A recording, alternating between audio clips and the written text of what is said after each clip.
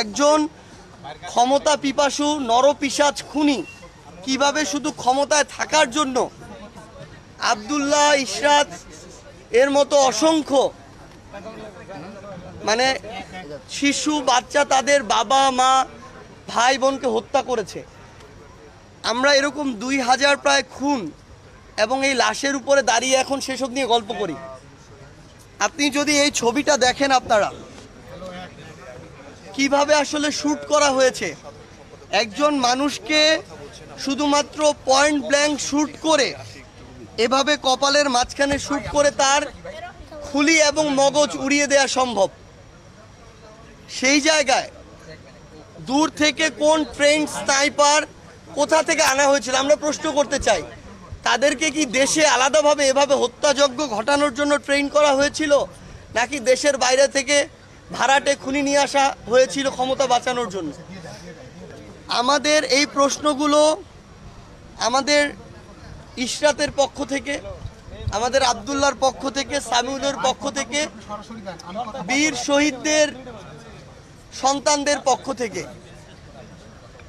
আমরা যখন এখনো বিভাগগুলোতে যাই, বিভিন্ন বিভাগে, আমরা এর আগে ঢাকায় গিয়েছি, সিলেটে গিয়েছি, রংপুরে গিয়েছি, আজকে বরিশালে এসেছি।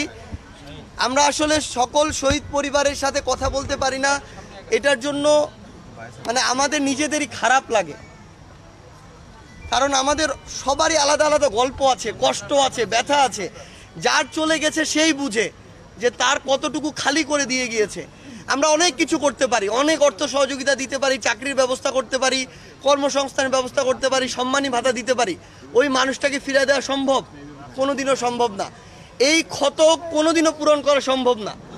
আমাকে খুনি হাসিনার এবং তাদের দোসরদেরকে এই জবাবটা দিতে হবে যে এই ইশরাত, আব্দুল্লাহ, সামিউলরা কাদেরকে এখন থেকে বাবা বলে ডাকবে, কাদেরকে কাদের কোলে বাবা বলে উঠবে, কারা দায়িত্ব নিয়ে তাদেরকে একদম বাবার মতো করে সারা জীবন আগলে ধরে রাখবে, এই দায়িত্বটা কারা নিবে? খুনি হাসিনা সারা জীবন শুধু নিজের পরিবারের মানে গান গাইতে গাইতে এই ক্ষমতাটাকে আষ্টে পিষ্টে ধরে রেখেছে। যেখানেই আপনি যাবেন তার পরিবারের কান্নাকাটি শুরু হয়েছে। তার পরিবারে 18 জন মানুষ, আর এই 2000 জন মানুষ না? এদেরকে খুন করার সময় তার বুকটা একটুকুও কাঁপে নাই?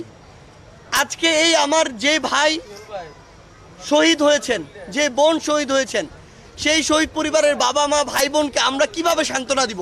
আমাদেরকে ওই খুনি হাসিনার ওই শব্দগুলো বলতে হবে, বাক্যগুলো বলতে হবে।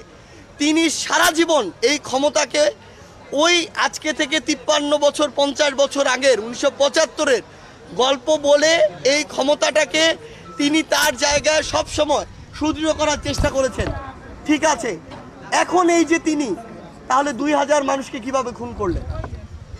মানে তার যদি ওই মানুষগুলোর প্রতি ওই মায়া দরদ থাকে, তিনি যদি ওই দরদ বুঝেন, যেই গল্প আমাদেরকে 16 বছর দিয়ে এসেছেন, এই খুনগুলো কিভাবে করতে পারে?